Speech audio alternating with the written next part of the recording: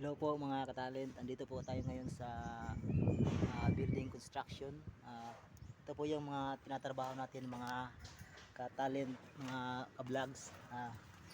Ito po yung tinatrabaho natin ngayon, itong poste.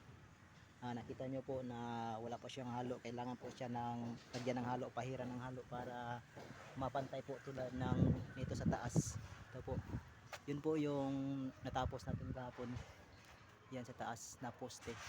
At saka dito na naman tayo ngayon sa baba para i-plane siya gamit itong rodela. So sandali lang, nahulog yung maliit na rodela. Ayan. So ito po mga katalent, ang gamit po nito ay para po ito sa gilid dito sa may tali. Kailangan po dito na ganito para maga-plane siya. Ayan po. So yun po ang purpose niya. Ayan po. Medyo delikado din yung trabaho natin kasi baka mahulog tayo. So ito mga katalent, kailangan po sin para mag-plane siya. So yan lang po ngayon sa na video. Abangan nyo po yung susunod na video natin mga katalent. God bless po at saka ingat po kayo.